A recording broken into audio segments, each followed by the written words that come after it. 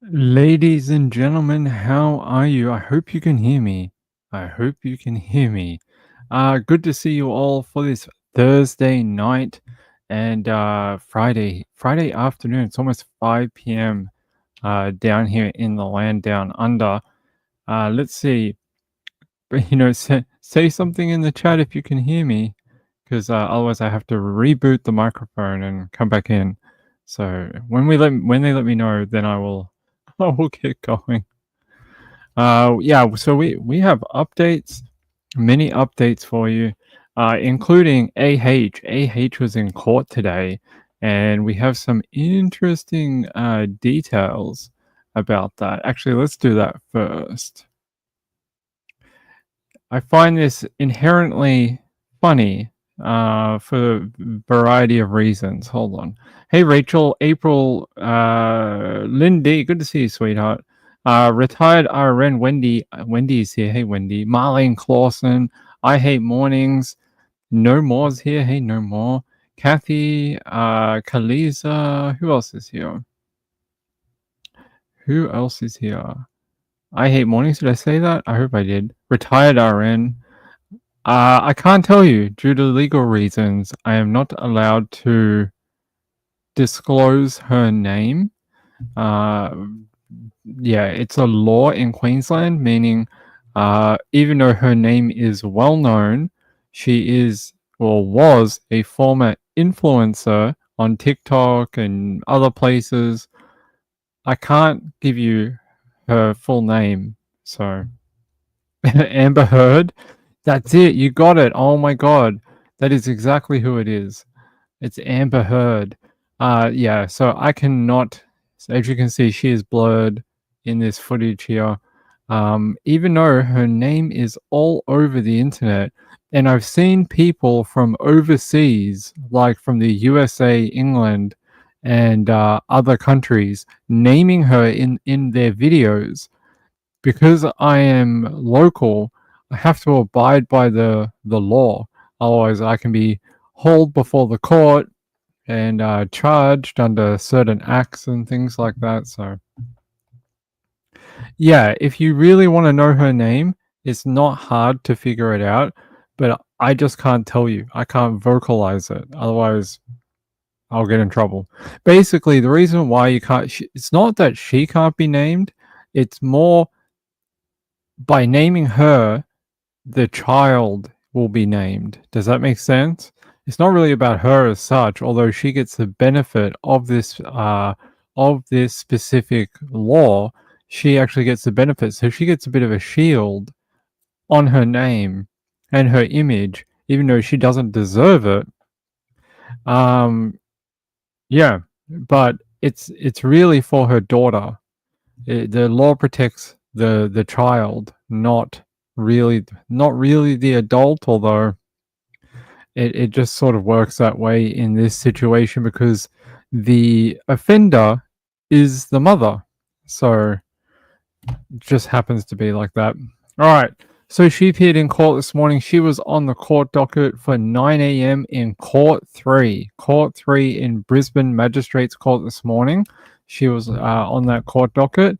And it says here, a lawyer for a woman accused of poisoning her 1-year-old girl with unnecessary medication to gain a social media profile is seeking protective custody due to the publicity.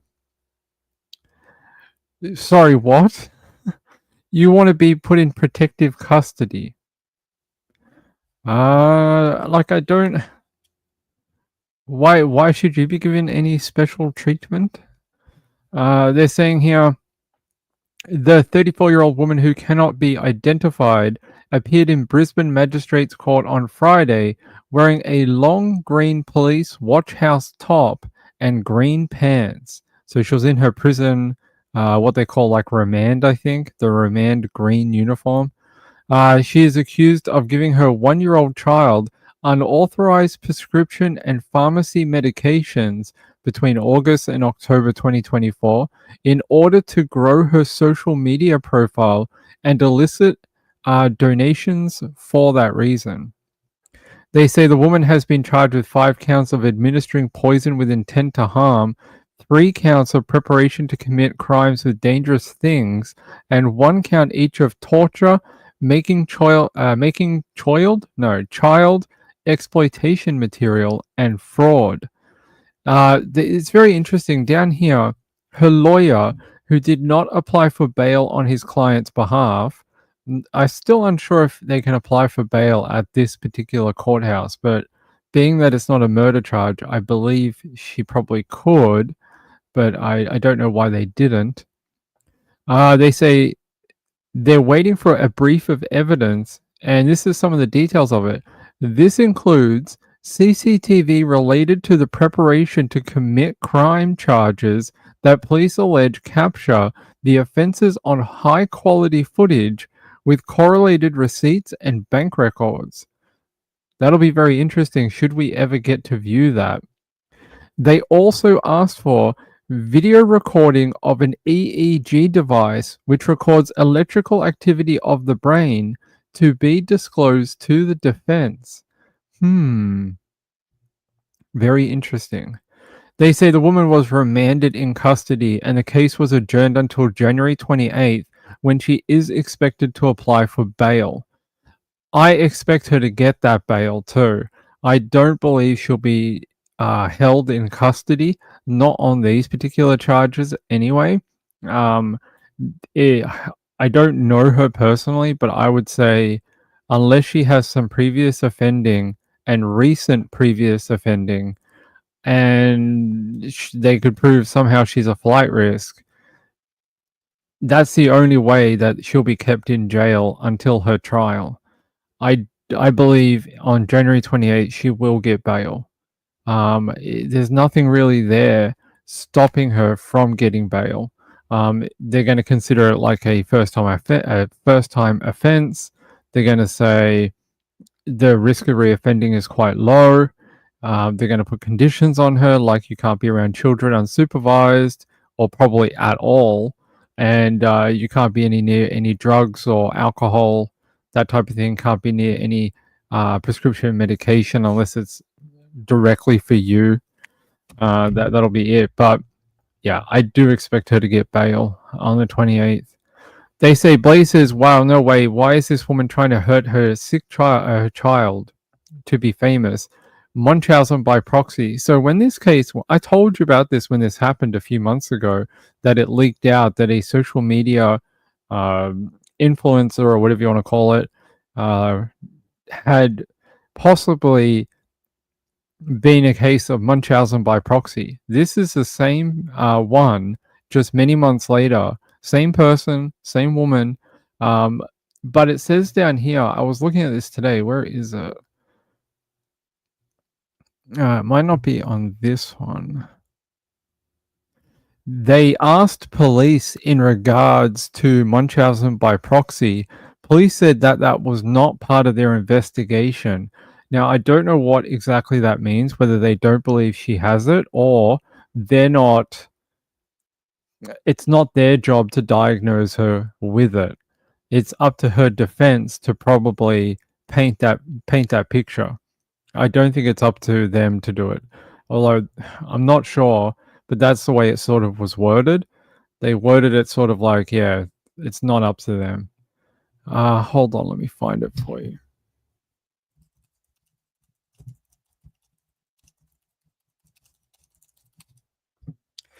Where is it? I just want to find the one where they were talking about the Munchausen. Da, da, da.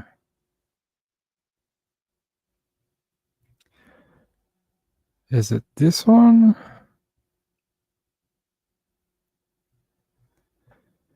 I'm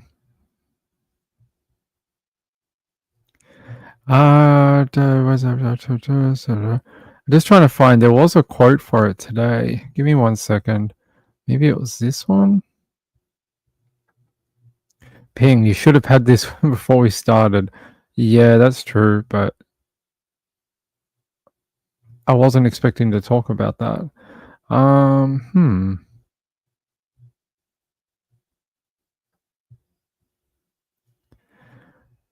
Yeah, sorry. I'm just trying to find it. Let's go to the Australian. Yeah, I realize that safety of the client. So they're saying here the 34-year-old Sunshine Coast woman appeared in the court on Friday following a 3-month police investigation instigated by medical staff when they were treating the 1-year-old girl. That's very interesting. Hopefully, we find out more about that. No, I don't know where this quote disappeared to. There was a quote today. Basically, the cops said it just wasn't part of their investigation. And I'm not sure why it wouldn't be, but maybe it's because they're not medical personnel and they're not psychologists or psychiatrists. That's why. Let's see.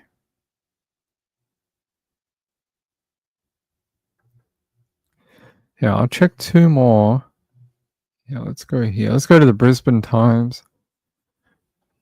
There was a quote with it today.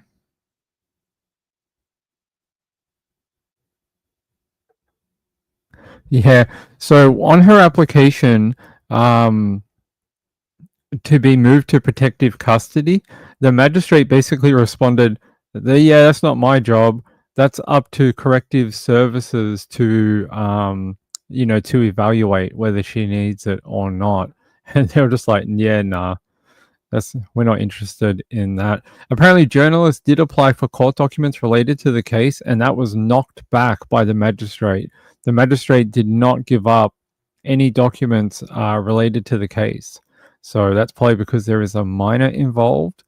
Yeah, no, I can't find that particular quote. It's very weird. They were talking about it today.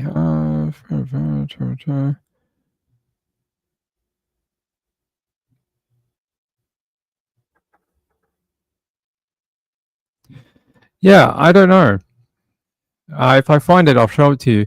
But the detective inspector who was running this basically and did the press conference for it yesterday, he said, "There is no excuse for harming a child, especially not a 1-year-old infant who is reliant on others for care and survival." Asked what the consequences to continuing this type of action to the child might have been, and his response was possibly death. They believe that if she kept going, that she may have killed that 1-year-old child. So that is pretty damning. That they believe that that kid may have died in the end, and they believe the child was subject to immense distress and pain while the mother also filmed that child and put her on social media. So pretty brutal. Yeah, Munchausen.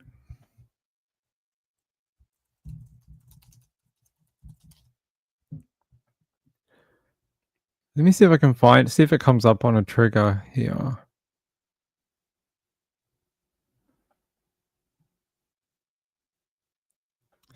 It's very strange.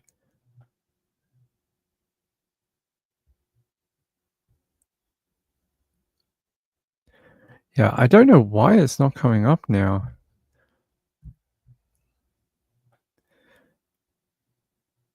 It's like Ping made up things. No, I didn't. I promise. I promise I really did read it. Yeah. Here, finally found it.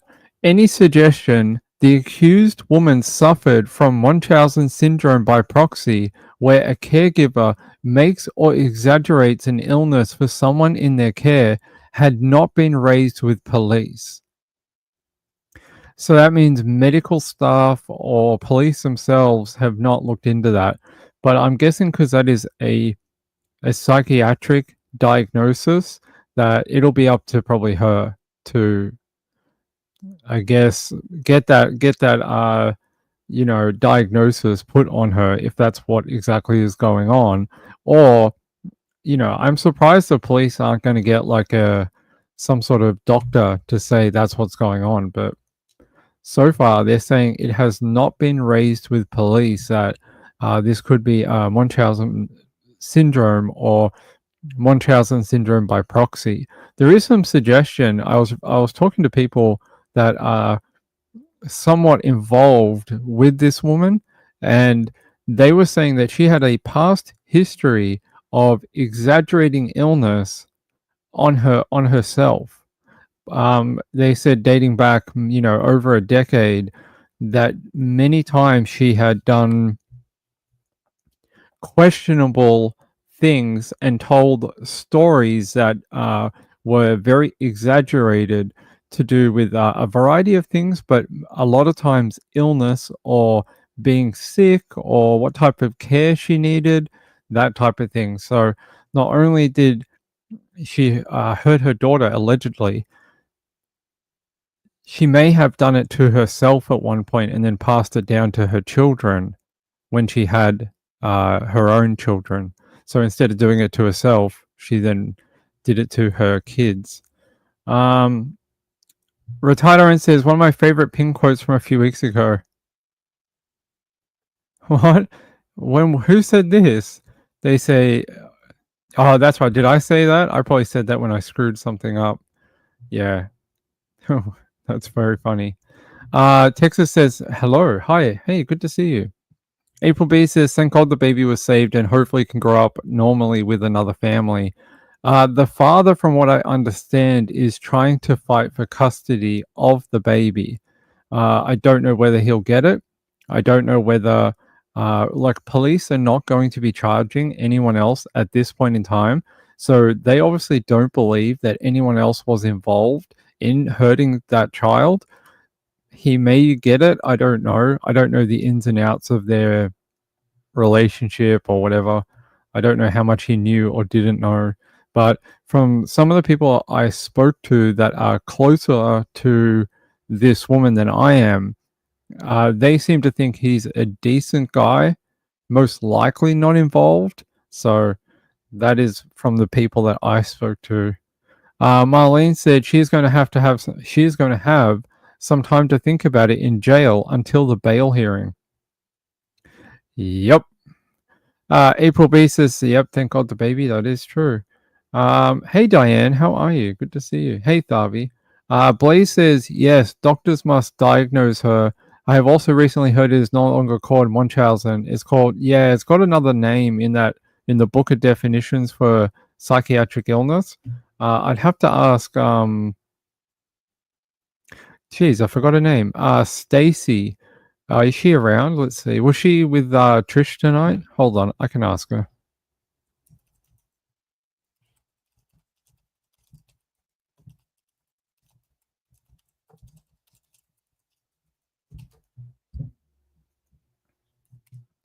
If she's around, she'll tell us. But she would know. She's into all that, like definitions and the books and that specific psychiatric book, and she knows all about it. So if there is such a thing, she'll tell us. Let's see, Carlita. They are now saying Munchausen's is an antisocial behavior, but not a diagnosis. Basically, it can't diagnose because it's a terrible behavior like murder. So what they're trying to say is it's a deliberate act rather than an explanation for their offending. It's more like, like murder isn't, you have to have intent to murder someone. It's more like you have to have intent to injure the child or whoever is the person. Yeah, I get it. Carlisa said, is the new one. I don't even know how to pronounce that. Is a new one, but Australia says it's not a diagnosis. What is it? Fastidious? What is that? Okay. Factitious disorder? All right, let me look up what the hell that is.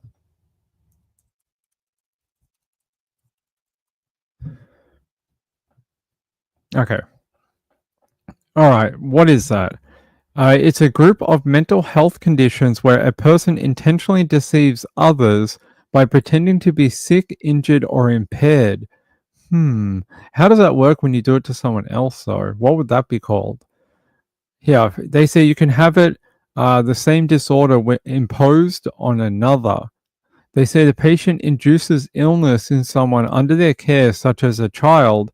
This is also known as Munchausen syndrome by proxy. So it says here that you can still use the old name of, Munchausen. So it just says that they're grouping it under a different, name with other like behavior. Yeah, here's the overview from the Mayo Clinic. What is the diagnosis? Let's have a look. Diagnosis. I don't even know how to pronounce this. Hold on. How do you pronounce this? Pronunciation.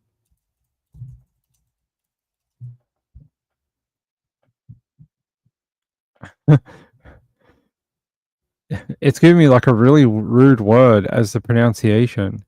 Hold on. Okay, so it's fictitious. Okay, I get it now. Thank you, rude word. Look, this is the way it told me to pronounce it.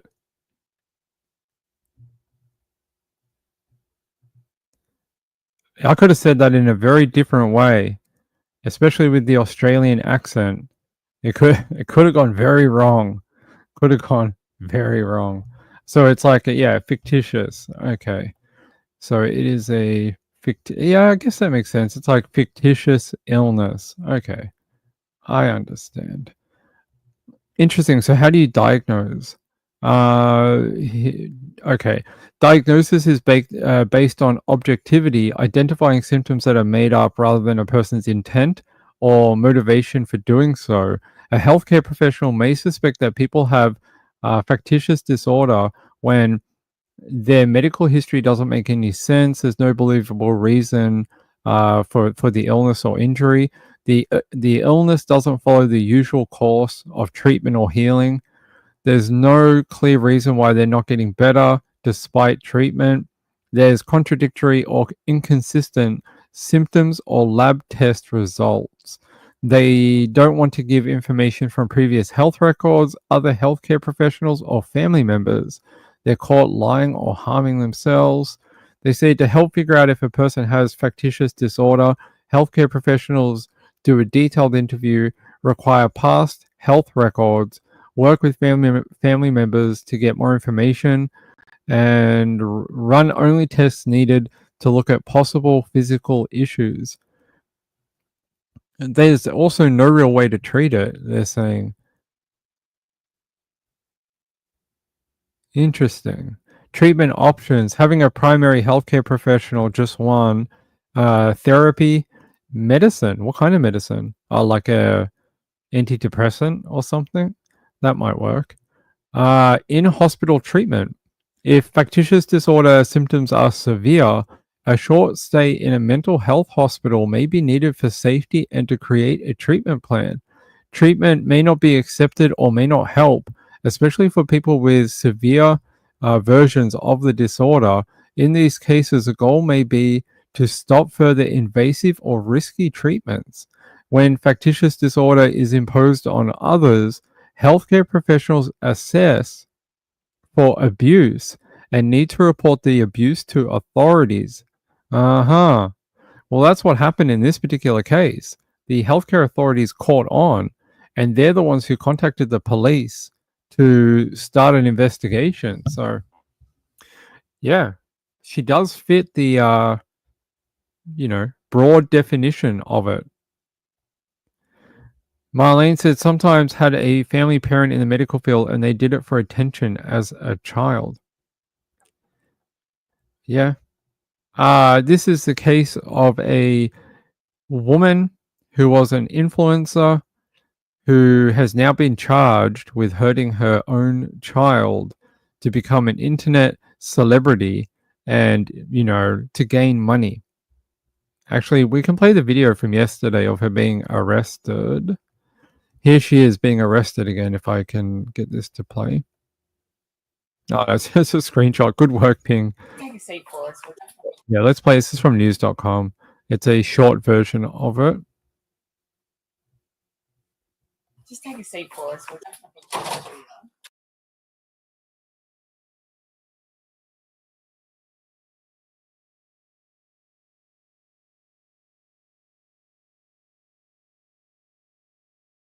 There's not. Now you are under arrest for the administration of poison. Yeah. Child. Super under arrest. You have the right to remain silent. You don't have to say anything, answer any questions, or make any statement unless you wish to do so. Why is she touching her face so much? I never understand that with these people. Um, Erin Patterson did the same thing. A lot of face touching when confronted. Like, what is she doing? Well, she got some imaginary like moisturizer on her hand. She's like, hold on, before you put the handcuffs on, I have to do my moisturizer. You know, it is the morning. I don't know. It's very strange. All right, but yeah, there you go. She gets in the cop car, and they're like, let's take you to jail in your undies. Let's go. Off she goes. Yeah, so can't name her, unfortunately, which is very dumb considering everyone knows her name. Well, a lot of people do. There are Reddit threads about her. There are threads everywhere, all over social media about her.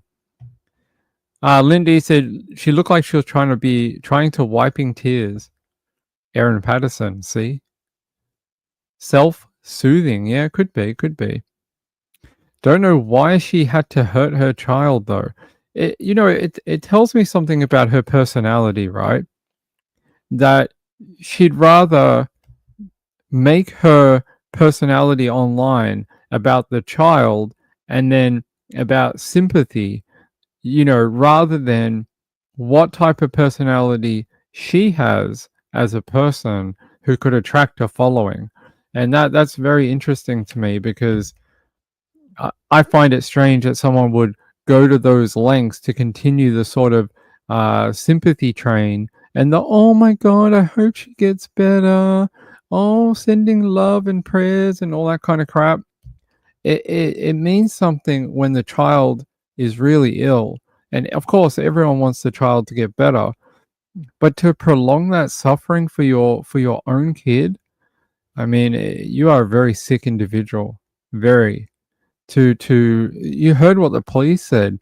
The police said that child was under immense harm and like distress. Like it was in a lot of pain.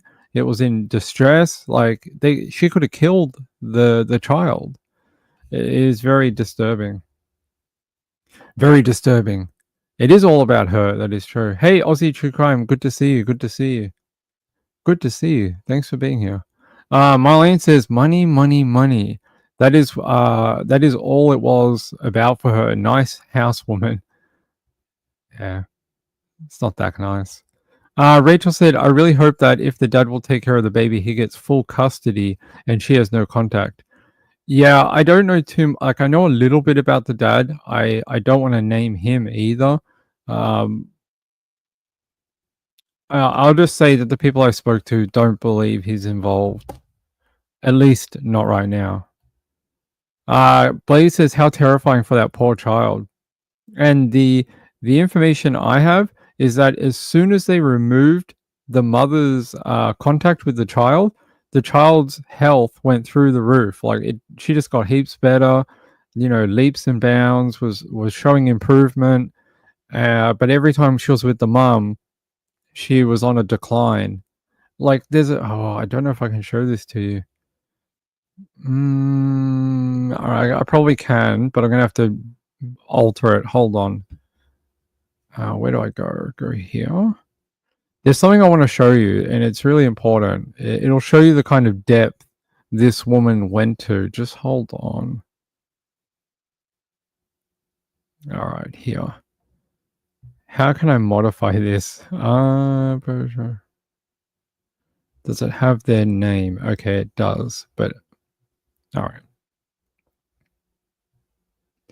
All right, I can show you this little photo, but that's all I can show to you. And then I'm going to read the article, but I'm going to replace her name with her initials, okay? Because I have to keep on the right side of the law. But I think it'll demonstrate like just what was going on. All right. Let me upload this for you. All right, here we go.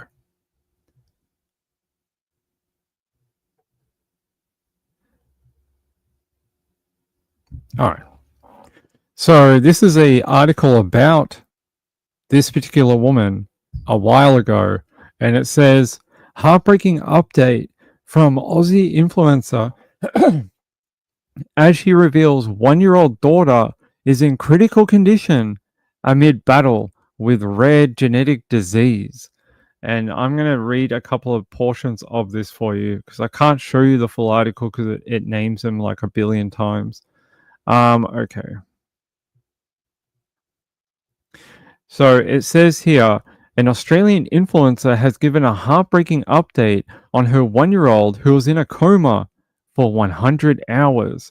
They say AH and her husband B, who run the popular, somewhat named TikTok page, which documents the lives of their, name a number of children to their more than 1 million followers. They say that the child lives with a condition called TSC, which is tuberous sclerosis complex, a rare genetic disease that causes non cancerous tumors to grow in the brain and on other vital organs. They say, and on Thursday, AH took to Instagram to announce that the little girl had to be resuscitated by doctors. They say, and AH says, not the update we ever wanted to give. Our darling little girl is now in a critical condition fighting for her life. We will forever be grateful to all the doctors and nurses for acting quickly and getting her heart beating again. Sure. They say here, since the little girl was around half a year old, she'd been suffering from multiple seizures every day before the family discovered that TSC was the cause. Taking to Instagram earlier this month, AH shared a heartbreaking update on her baby girl, revealing that she had been comatose for more than 100 hours, with doctors scrambling to find the cause. There is also another article that talks about how AH gave an update about how the little girl will have to go into, sort of hospice care because she's just degrading so fast and they don't know what to do. It was all very dramatic, all very dramatic. There you go. So there's a little taste of, the types of articles that were around trying to detail this woman and, her baby's health journey.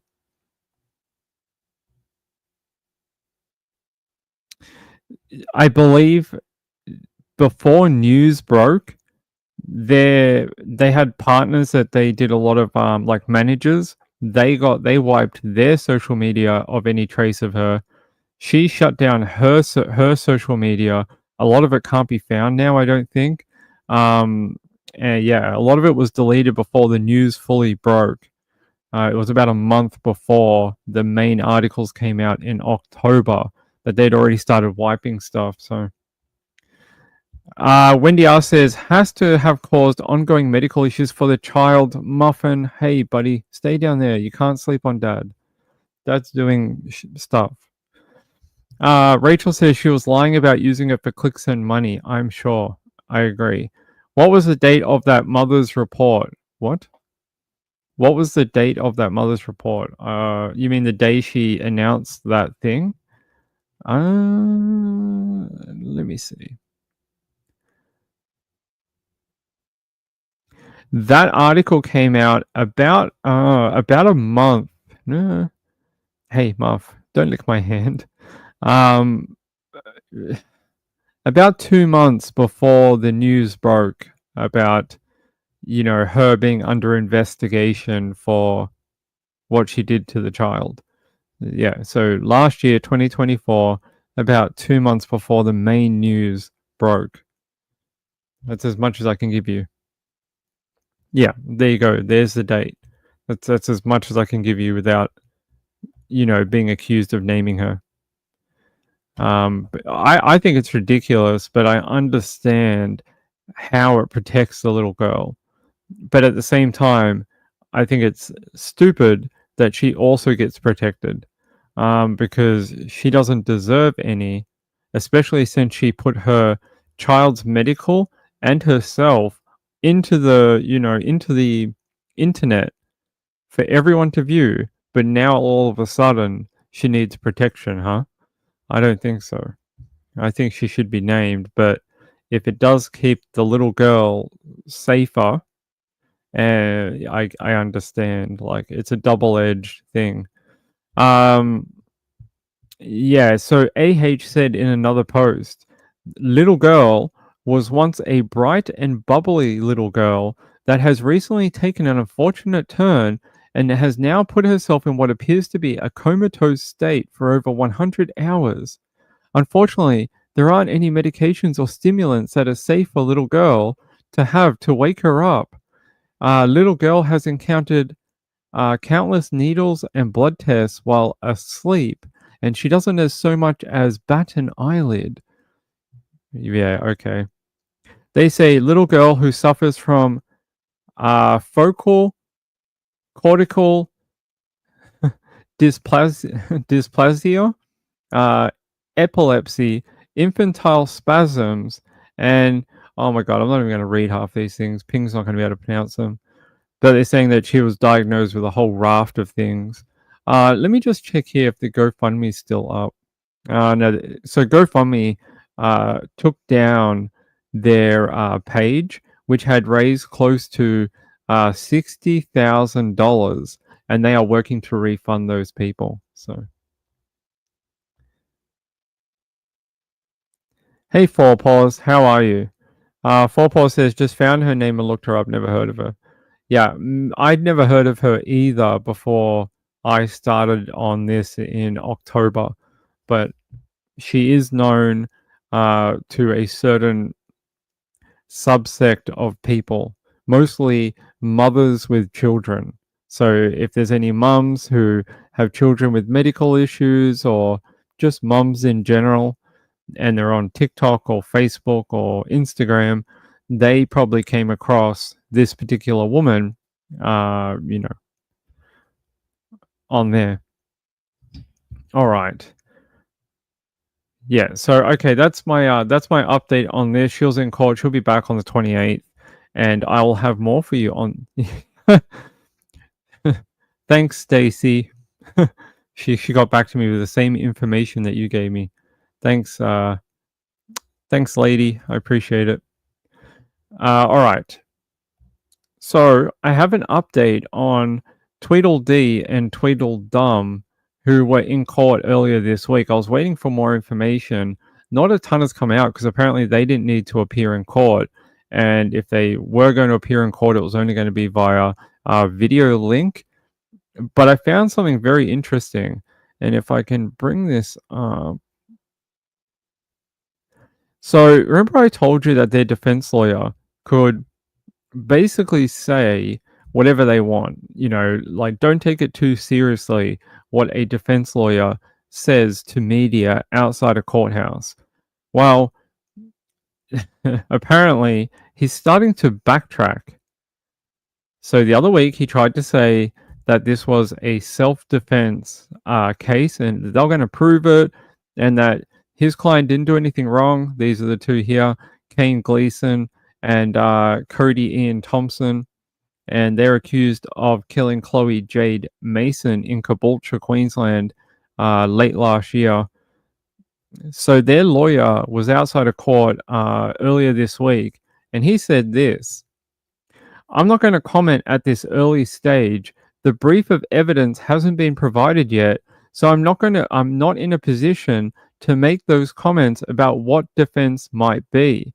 There's CCTV footage as part of the brief, so we don't even know who or what this reveals at this particular stage. I won't make any comments of what the defense will be.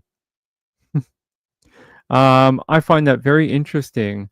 After last week, we absolutely tore him to shreds on this particular show about talking outside of court and trying to claim things, you know, just random. You can't do that. And two, you could say a purple unicorn is going to be my, you know, my co-counsel at trial. And there's nothing in the world that'll make anyone hold you to that particular statement. They can say whatever they want. It's not in a court. It's not in a, you know, recorded interview.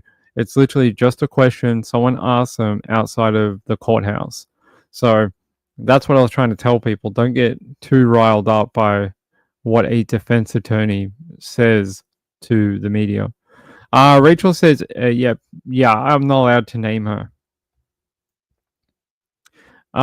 Because there's a law here which protects child victims of abuse, meaning you can't name their attacker because it might lead to them, if that makes, somewhat sense.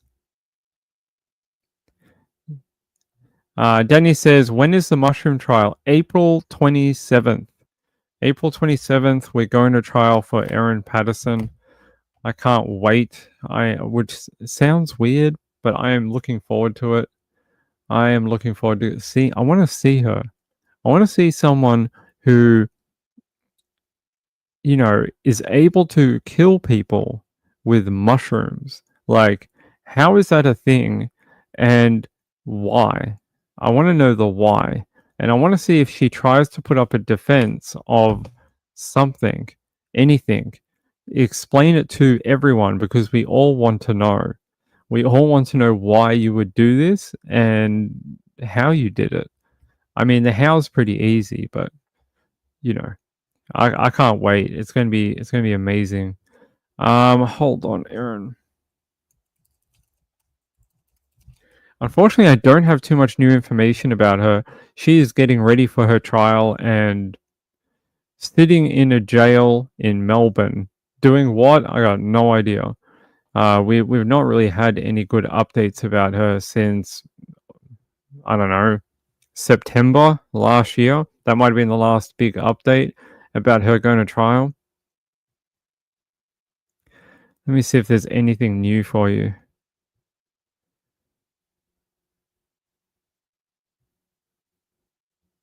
Yeah. This is probably the last one that I've seen. Here, I'll play it for you.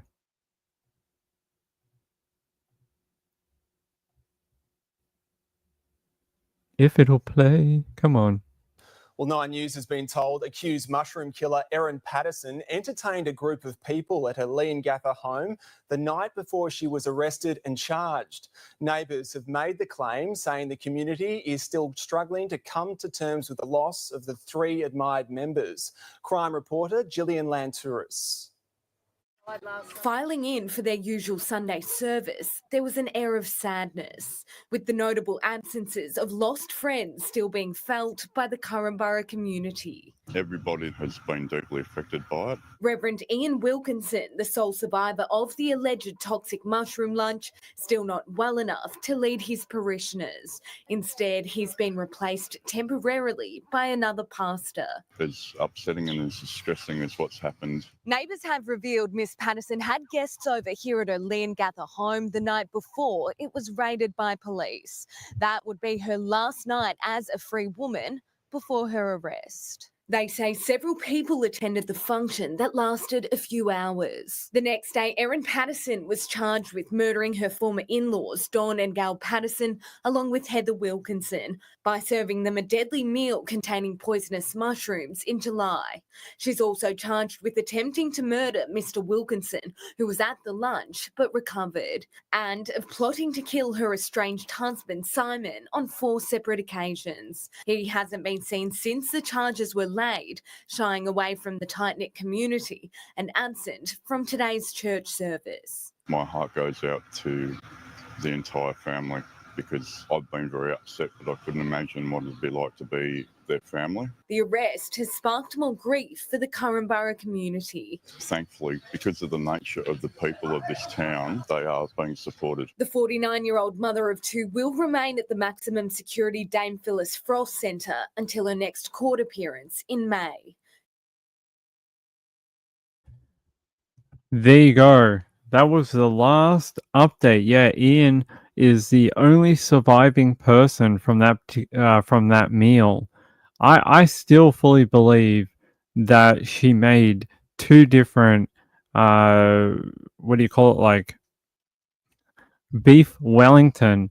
I believe she made 2 different ones. It's the only thing that makes any type of sense, because she said that she ate the meal, and then the next day, her children ate it after she scraped off the mushrooms, and that she ate another portion of it.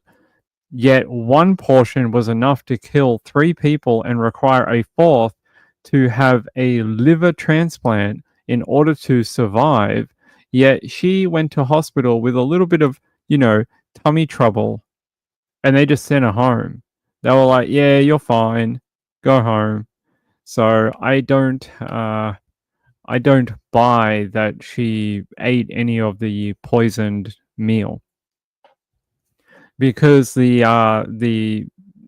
person who is a specialist on toxicology and poisonous mushrooms said once it gets into the cooking liquid, once it gets into the meal, the whole thing is contaminated. It's not like you have to eat the mushroom. The poison is within the entire meal. You can't just scrape off the mushrooms and survive. So she is telling some porcupines about what happened that particular day, and I believe that'll form part of the brief of evidence against her at trial. The fact that she spun all these different stories about what happened, where she got the mushrooms from, why she dumped the dehydrator. There is a lot of different things that she's going to have to account for at trial that I believe police already know the answers to, and will put that to her during her trial. So be very interesting. I can't wait. I cannot wait. By the way, did you know it is coming up to the 1 year anniversary,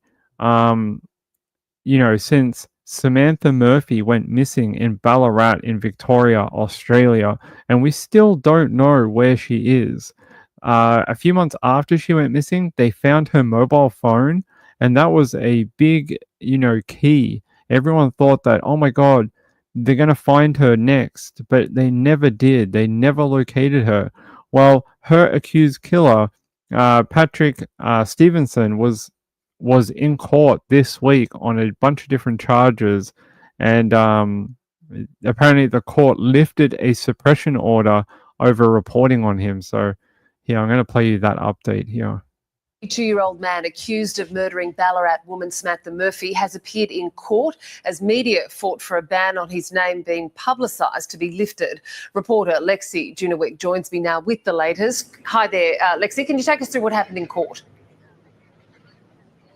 Good afternoon to you, Catherine. Well, after a brief court appearance just now, I can now legally reveal the name of the man accused of murdering Ballarat woman Samantha Murphy is Patrick Oren Stevenson. He's the 22-year-old that police arrested on Wednesday morning and subsequently charged with Ms Murphy's murder. Now, he is the son of former AFL player Oren Stevenson, who previously played for Geelong and Richmond football clubs right up until 2014. Now, this morning, the lawyer for Patrick Stevenson withdrew the application for a suppression order.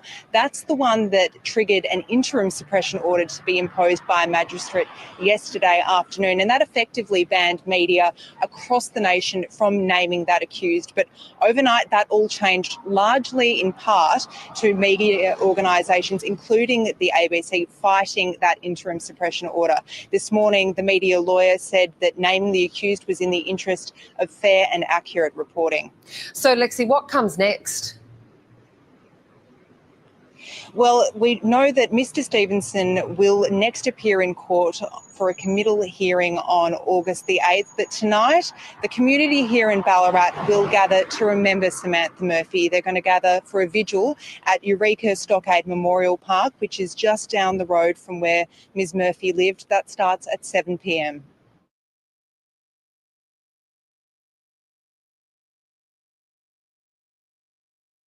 There you go. There's your update and now we can finally name him, even though everyone knew his name. It was named as soon as he was arrested. His name was in the media.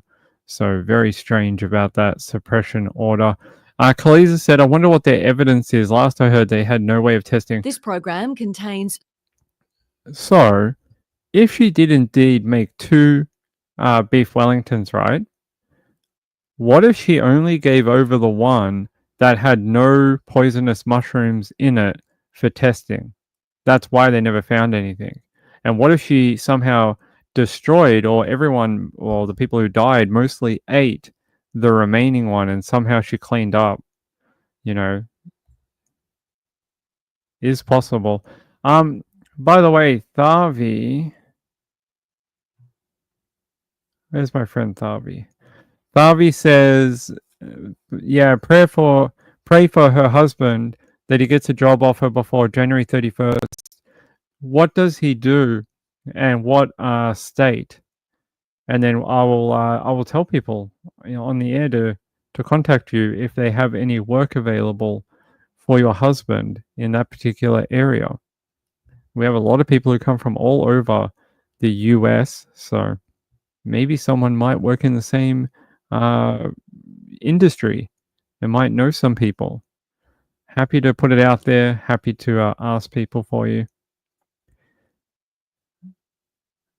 Barbie, tell us. I know she's probably typing. So, all right. Yeah. So we have a bunch of things coming up, including that one. I hope they find her body. I mean, it feels like a long time for her to be missing. Over a year now, and they're still not any closer to finding her remains at all. But yeah, there's your update. He's back in court, pleaded guilty to a bunch of driving charges, to the point where he was in an accident that was so bad he actually lost some of the use of his body, like his arm, and he had weakness in his arm and leg, I think. Yet somehow he was still able to somehow kill Mrs. Murphy, and dispose of her body, even with those injuries. Interesting, right? You would think normally to move a body, you'd have to be quite fit and healthy because bodies weigh a lot of, weight. But yeah, he had a lot of injuries from what I understand. Let's go back here. I'll tell you what they were if I can grab his name. Yeah. So he pleaded guilty to drunk driving, 2023 drunk motorcycle crash, and he pled guilty. That's what he was pleading to in the Ballarat Magistrates Court on Thursday. He pleaded guilty to careless driving and driving while intoxicated and driving with MDMA in his system. They're also saying that apparently he's grown a long beard and is blending in with our Islamic friends, if that makes sense to you. He's blending in with the Islamic people or Muslim people in jail. Why, I'm not sure, but the article suggests that people who can't defend themselves or are weak, don't want to join a bikie gang or some other type of gang, often take up with their Muslim brothers because they'll be protected. So they think that's maybe what he was doing. They say here, Patrick was found by police lying in the middle of Armstrong Street, South Highway in Ballarat at 1:45 a.m. on October 1st, 2023, after losing control in wet conditions in his black Kawasaki motorcycle, and his motorcycle slid on the road. Attending officers stated they had difficulty communicating with him due to his intoxication when he was taken to the local Ballarat-based hospital. A blood test later showed he was almost 3 times the legal alcohol limit and had MDMA in his system. They said he had been seriously injured in the crash and spent 2 weeks in hospital with injuries including a spinal fracture, broken ribs, broken pelvis, and a lacerated spleen and head trauma, and he is still injured today, even right now, apparently. Yet this guy somehow moved a woman he killed and hid her body on his own. They say his defense lawyer told the court he doesn't have a great memory of the accident due to his injuries. She said he'd been on remand since March 6 last year, but enjoys the support of his parents and siblings and enjoys contact with his long-term partner. That partner should run for the hills. Prosecutors submitted the offending was made more serious as Patrick was serving a 2-year good behavior bond at the time for similar offending, but they accepted a fine was an appropriate sentence in this particular case. Yes, because he has a murder charge he's about to look at. The magistrate fined him $2,500 and imposed a 28-month license disqualification. They said, it is luck alone no one else was injured and that you weren't killed. But for your plea of guilty, it is highly likely I would have imposed a short-term imprisonment. Yeah, so they're saying if he didn't plead guilty, he would have been jailed. But I also think the magistrate understands that he has a much longer stretch in prison, possibly coming up. They say the crash is unrelated to the alleged murder of Samantha Murphy on February 4 last year. He has pleaded not guilty to that charge and was committed to stand trial in the Supreme Court. So there's us, Samantha. Nice lady. Deserves to be found and get taken home. It'd be nice.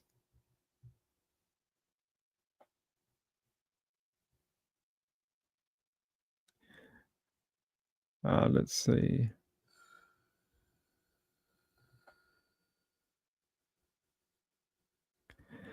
Oh, it's a big roller coaster. Been on it for 2 months. He thought he had a job in his current company to go to. They did not get that particular contract, so one day at a time. Hopefully, he could ring around at some of the big companies that do contracting in your area, and just keep asking. Just say, "Do you have anything?" Just say, "My contract ended over here," and say, "I'm still looking for work." That type of thing. I'm sure someone will be like, "Hey, we need like 50 guys. We'll definitely take you." Jojo said, I still don't understand why he did this. I still believe it's an auto accident. Police said she wasn't murdered with a car, but that sounds like word games from authorities to me.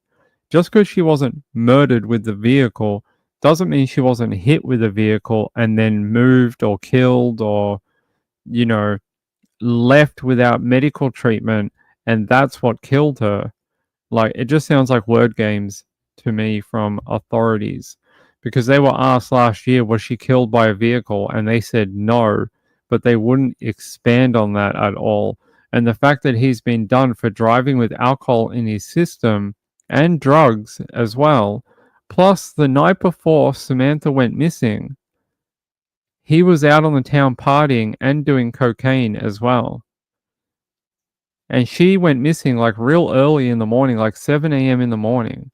Now, who's driving back at 7 a.m. in the morning? Drunk people. And I said that from the very start of when she went missing.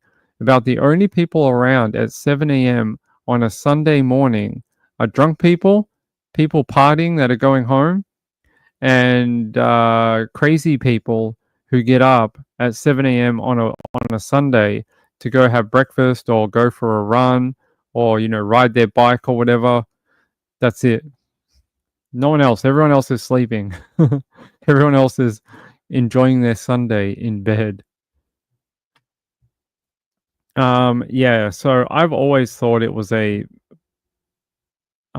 accident with a vehicle or a motorbike or something. Because, yeah, there was video of him that came out showing him partying the night before and doing illicit drugs. Let's see if I can find that video.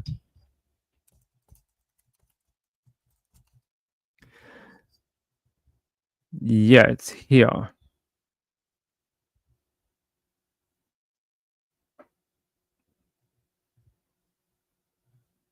And new footage has shed light on his recent behaviour. A snapshot into the life of Patrick Stevenson. In the weeks before he's accused of killing Samantha Murphy. It's alleged the night before the mum of three went missing, the 22-year-old was also on a bender at a Ballarat nightclub. 7 News has been told this video was taken a month before Samantha Murphy set off for a run on February 4 and never came home.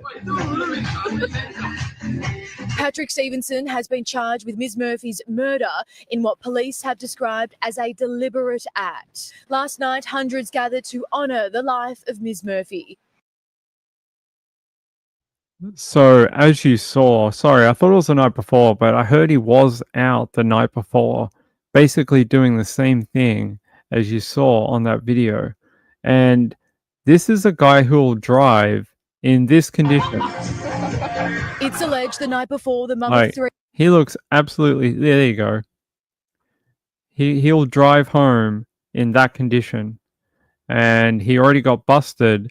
Not only that, but also had such a bad accident that he had to spend 2 weeks in hospital, to the point where even today, 18 months later, he still has negative effects on his body from that accident. So if he hit and killed her with like a hit and run, or more like a hit and run, but no, sorry. That's what they asked at the press conference. Now I remember. They said, did she die in a hit and run? And the cops said no. But that doesn't mean he didn't hit her with a vehicle and then moved her body and let her die in a, in a cave, or a mining shaft or something like that, and didn't render aid, and she died due to the severity of her injuries, but wasn't directly killed by the vehicle. Yeah, they said, did she die in a hit and run? And the cops said no. But that doesn't mean she wasn't hit with a vehicle. I still think that's what happened, because it's just a weird time of the morning. It didn't seem like like an abduction type case where there was a creepy guy waiting for women jogging and, jumped her to, R word and then strangle her. Like, no, it didn't seem like that. It seemed like something that happened at the very spur of the moment, and she just happened to be at the wrong place at the wrong time. So that's my opinion. Could be wrong, could be right. I'm probably about 50-50 in my guesses. Tharvey said he would get a severance package for 3 months, but our healthcare would end on the 31st. I'm sure. Did she give us an industry that he's in? Or she doesn't want to? She may not want to. That's okay. I would call some of the big recruitment firms for whatever industry he's in. They have these big labor hire companies, and they're the ones who tend to run all of the hiring for certain industries. I would find out who that is in your particular area, and I would call them and badger them to try to get on their list of people that they're going to bring into a new job site or contract or whatever. They tend to run all of the employment. So yeah, so that's Ping's advice. And I would hit up any past contacts that he's worked with that may not work at the same company anymore, and contact any of them and say, hey, I don't work at XYZ company anymore. I really am looking for work. Do you know if your company has anything? Hey, we used to work together. We had fun. Hit me, do you have anything you could help me out with? And a lot of the times it's who you know. It's who you know, and like who you can get in contact with. A lot of times it's not like fill out the form and you might get hired. So yeah, I would look further. I would look further.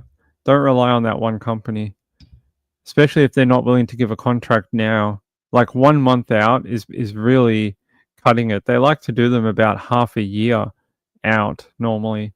So sounds like they don't want to give him another contract. If they're only letting him go with 2.5 weeks on his current job, sounds like they're not going to renew.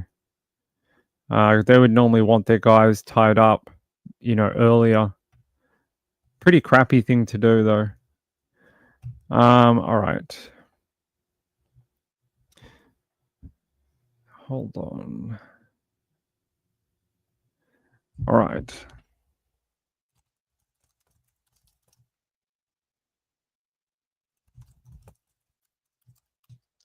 I wanted to see if we had anything new about the woman who was found dead and murdered in South Carolina. That's a very interesting case. They came up with a different case, but that's not what we... this case is it's one of my favorites. I don't think we've ever done it on this channel, but I've done a lot of research into this particular one. I'll show it to you. This is not the one we're going to talk about right now. But Heather Elvis, that is a very, very interesting case.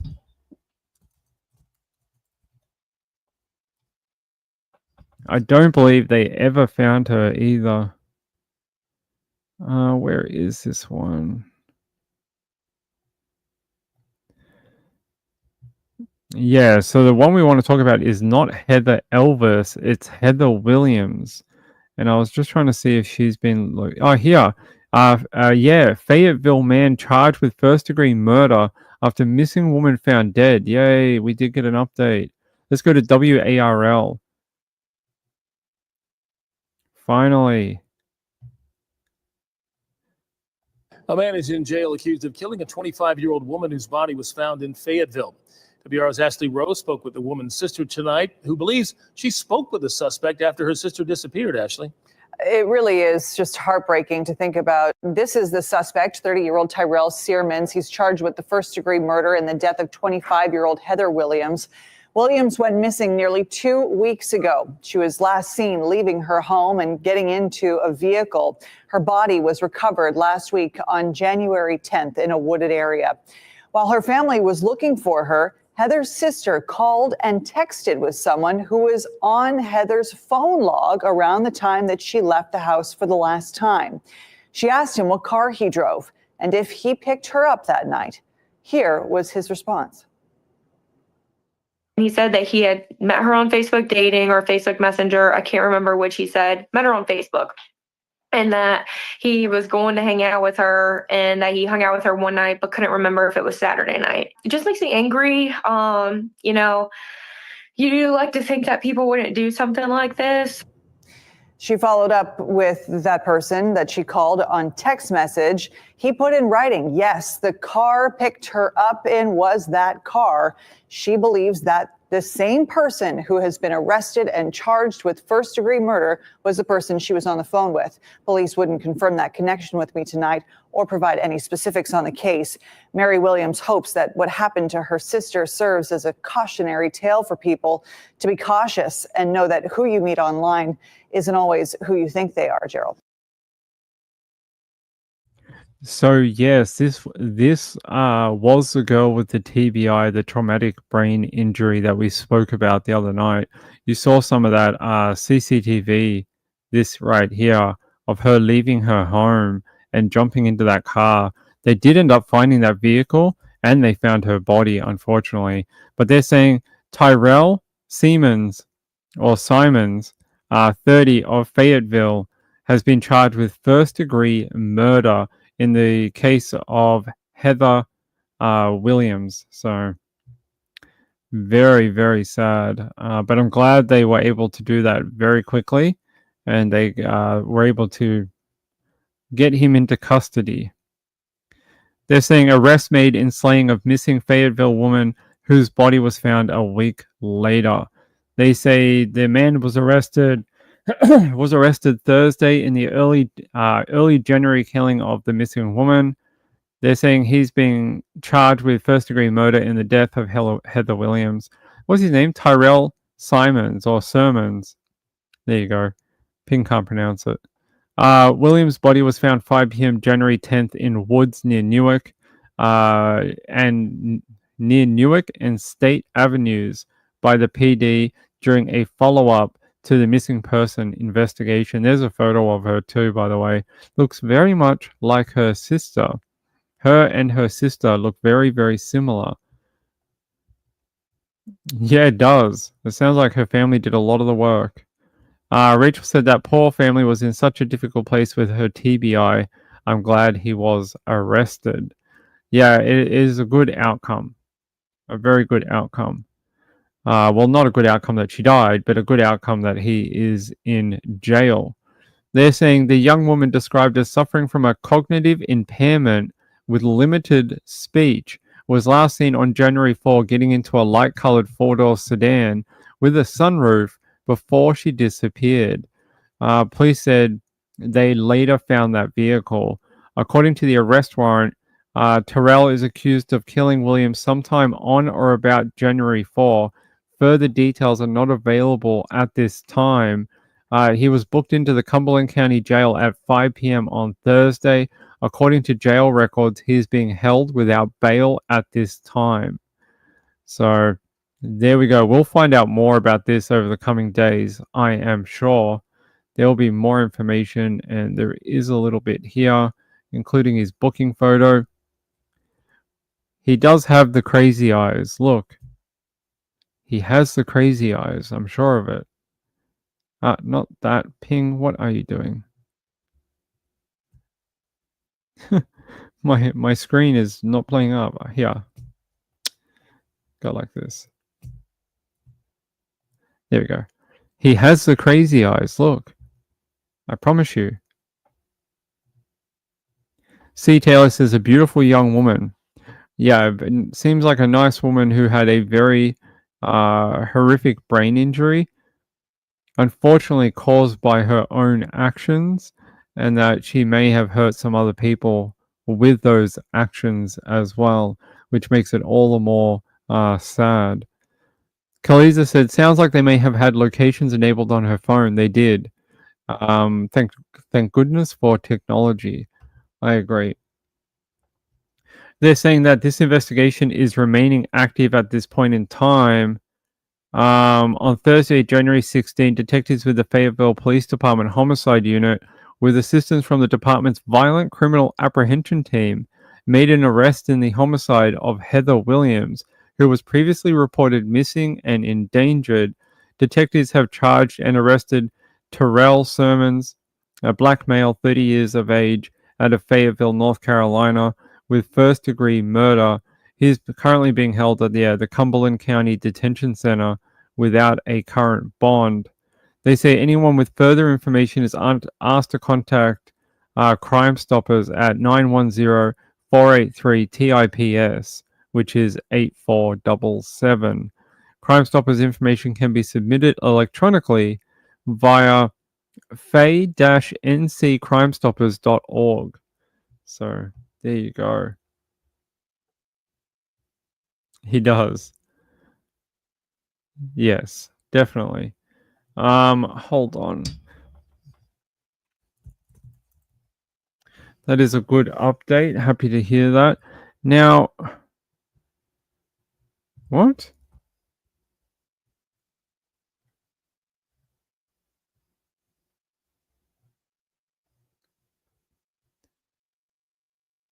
Hold on.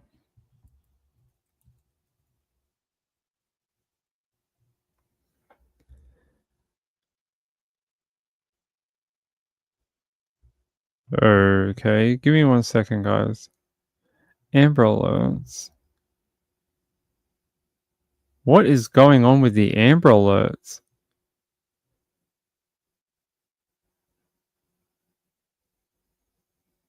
Here, check this out. There's no Amber Alerts over here. Did they release, where's Sebastian? Did they release Sebastian's Amber Alert? Hold on.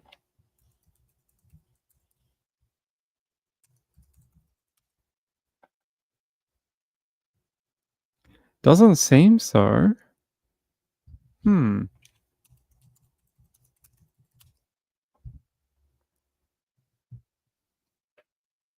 I don't know what's going on or why he's not on there.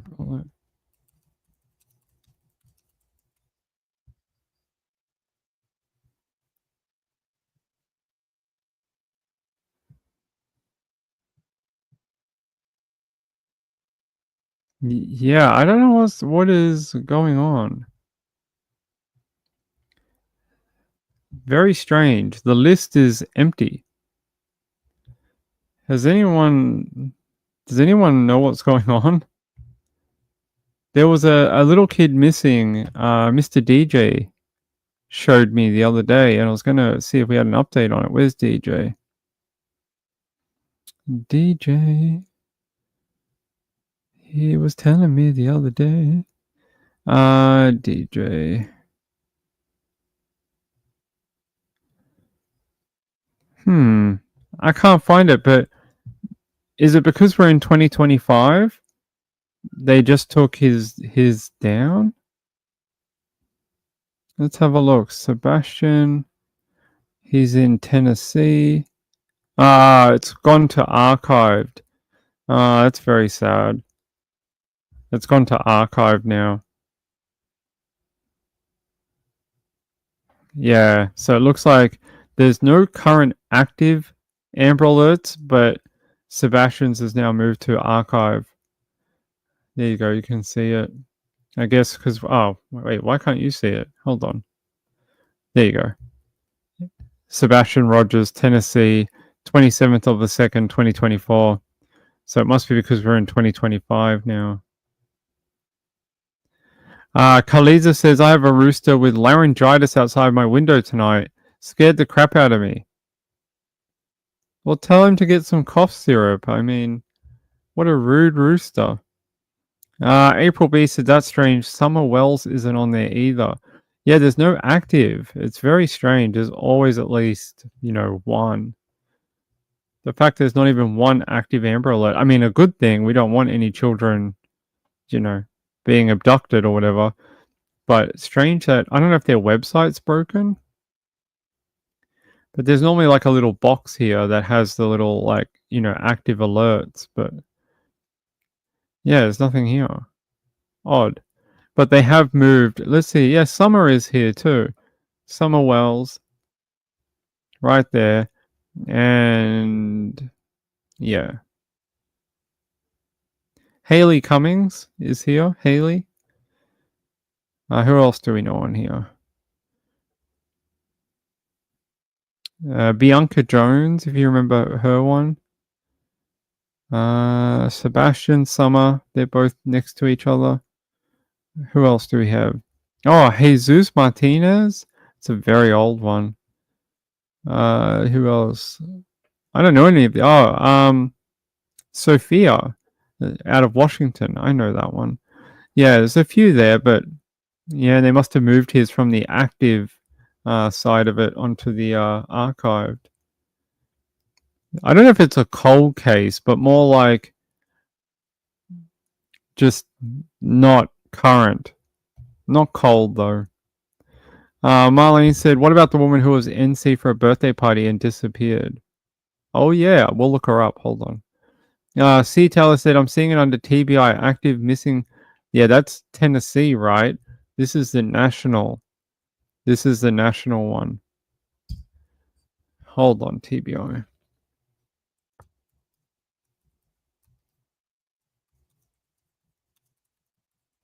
So it may not be a national one anymore. It may have reverted to a local Amber Alert. It's no longer national. Let's see, Amber Alerts.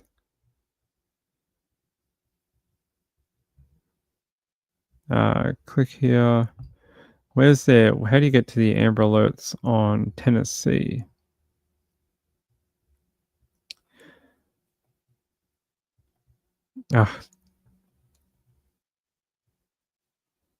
Yeah, he's still on the TBI one, but not on the national one. Cody Bigsby? I don't know. I'm not sure about that one. Let's look up that woman in the birthday party.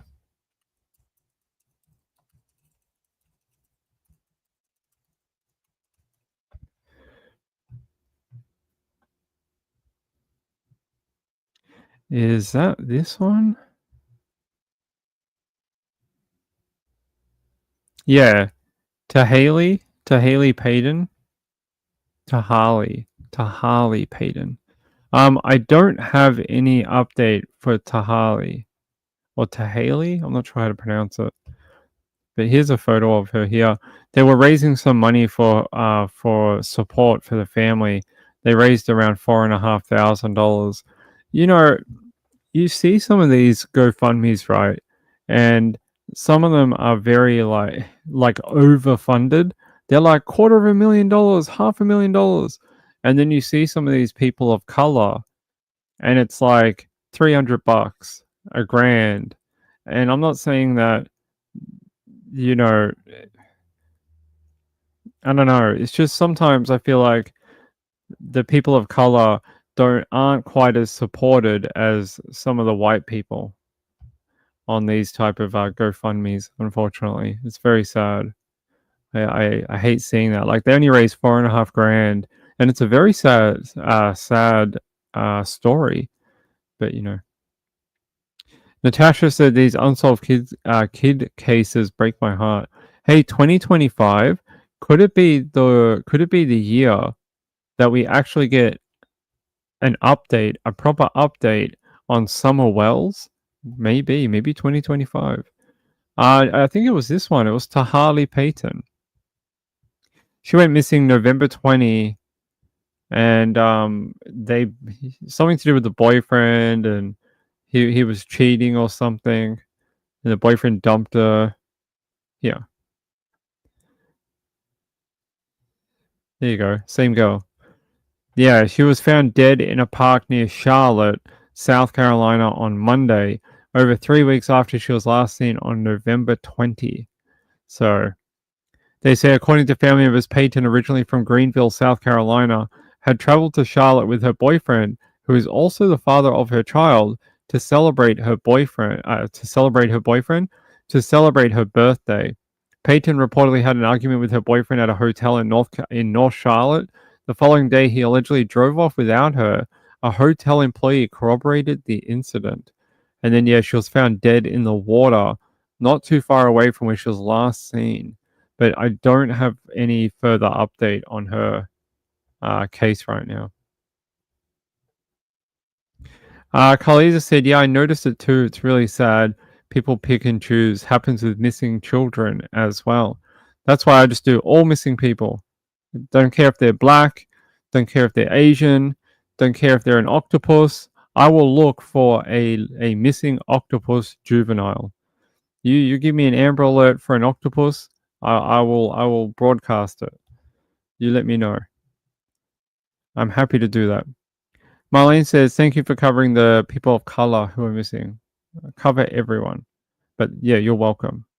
Gayla says, yeah, left there and found, yeah, she was found in the water, but no update on any arrests so far. Hold on, guys.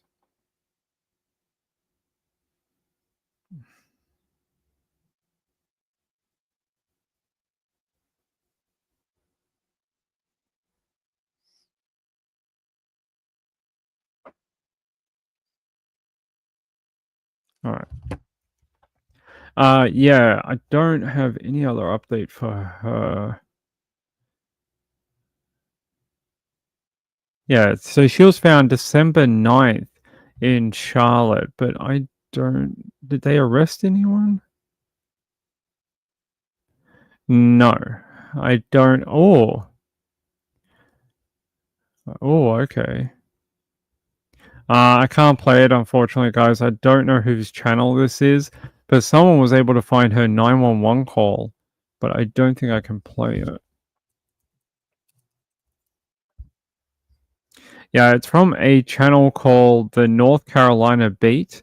I don't know who that is, and unfortunately, I don't recognize the creator, so I don't think I can pinch it and play it, unfortunately. Let's see if it's anywhere else.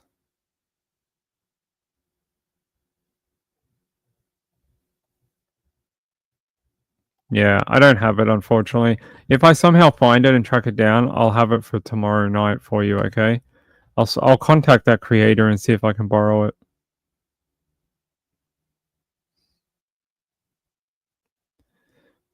All right. Kathy Lynch says, "Hey, an octopus can escape anything." That's right. You ever seen those autistic octopus that you think the human version are escape artists? You wait till you see the octopus one. They can get out of anywhere. They're super intelligent, just like their human counterparts. And, you can't keep them locked up anywhere. They'll get out. They are neurodivergent octopus. They are very, very clever, just like their human friend. All right, give me a sec, guys.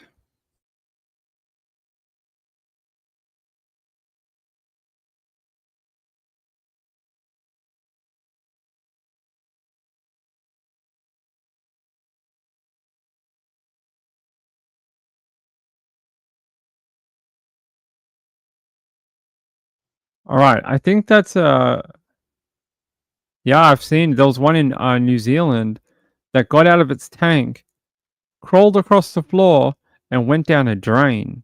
He went down a drain and went back to the ocean. He's very clever. Somehow got out of his tank and then, yeah, crawled across the floor and went into the drain pipe and became free again. Cheeky octopus. Yeah, I'll show it to you before we go.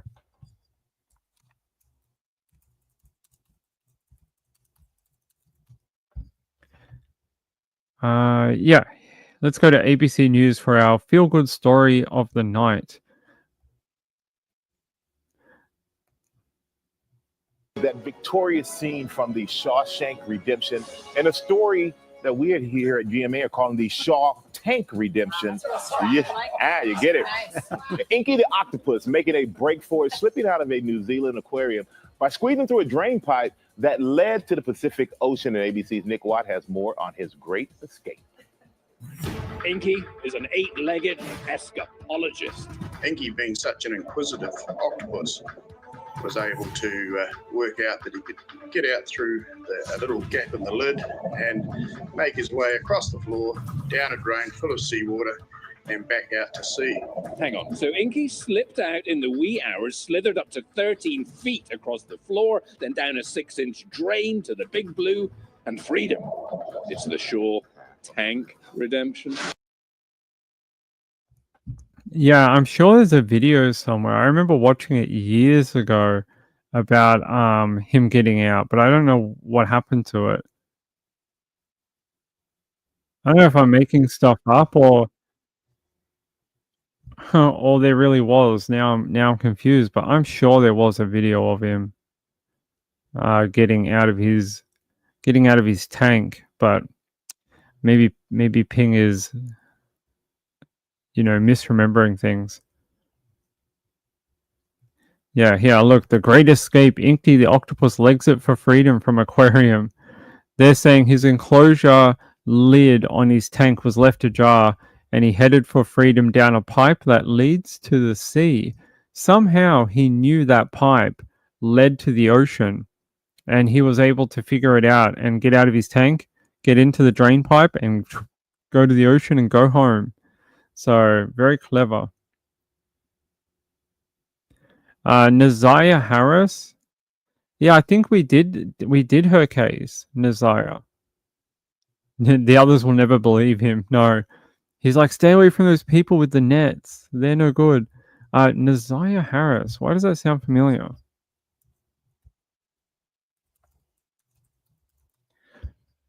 That seems like I feel like we did that before.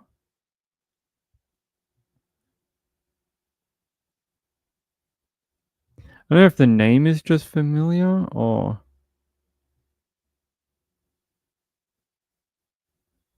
Yeah, there's a preliminary hearing in the murder case. All right.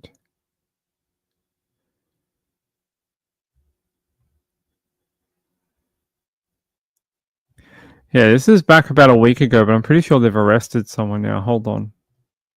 Another child today alleging sexual abuse by the same man accused of killing 13-year-old Naziah Harris.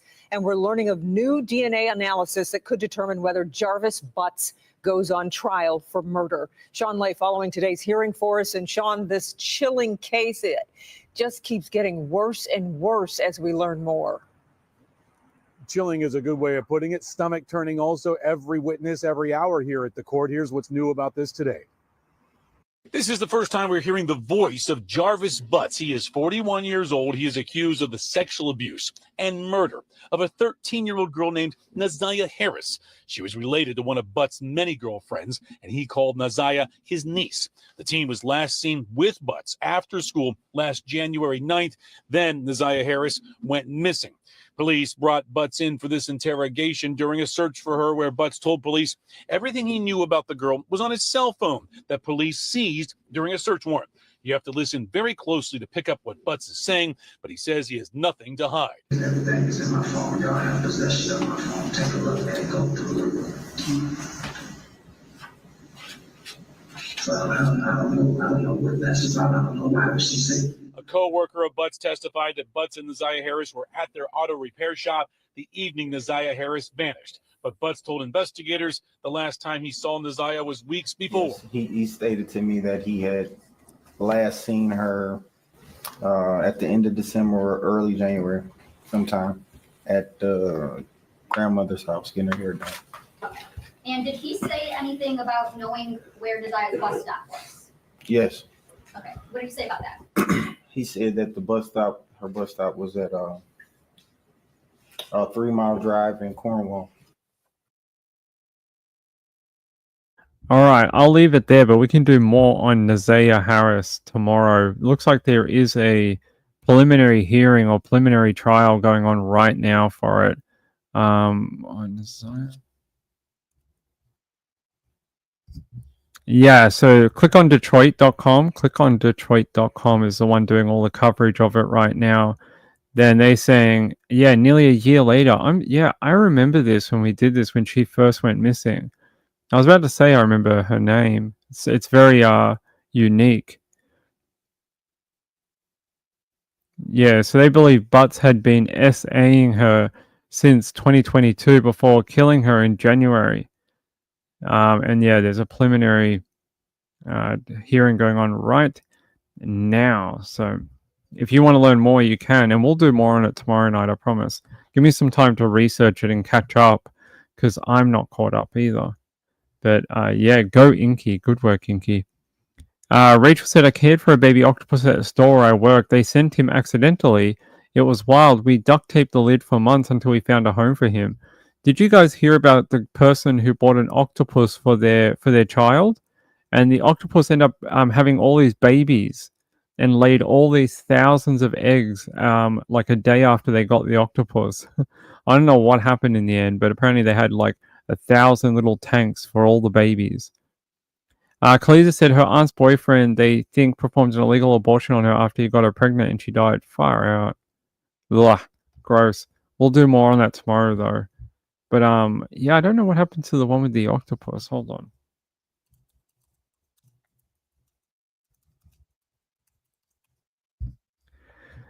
Yeah, there was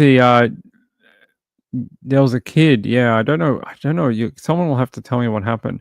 They said, you've heard of Octomom, but have you heard of Octopus Dad? Is the internet's latest sensation. He's a dentist in rural Oklahoma, bought his kid an octopus, and then the octopus ended up laying eggs or having eggs. And they ended up having like 1,000 baby octopuses. There you go. I think we did it at the time when this happened, but you can see the little case there with all the babies in it. So I don't know if they ever hatched or they survived. I'm not sure. Let me see. What's his name? Cameron Clifford.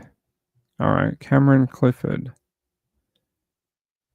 Cameron Clifford.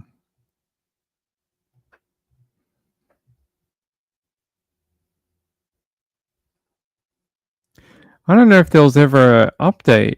After October, I don't see What happened? Oh. Yeah. I don't see an update after when it originally broke. Oh. Yeah, there was an update here. Terrence the Octopus update. Family whose lives were upended after their pet gave birth to 50 babies revealed she has died. Aw, Mummy Octopus died. That's very sad. So they had 50 babies because apparently octopuses, after they have the babies, that they die. Like a lot of creatures on Earth, they end up passing away. I think it was 50, not 1,000. Yeah, I'm sure when Nazaya first went missing, we did it. We did it for like ages, weeks on end. So I'll have to catch back up and then figure it out. And then we can do more of it tomorrow night, I promise. All right. Let's get out of here for the night. I love you all so much. If you want to support my channel, I would really appreciate it. There's normally links in the chat if you want to send a donation. If you want to like and subscribe, they're under the video. You can just click them. Sometimes they glow when I say subscribe. So you'll have to wait and see. Rachel said, yeah, they pass away shortly after. They do. It's very sad. We'll be back tomorrow night with more true crime updates, I promise. Until tomorrow night with more nights with Ping. I'll see you then. Good night. Bye. Thanks to the moderators, by the way. They do a great job.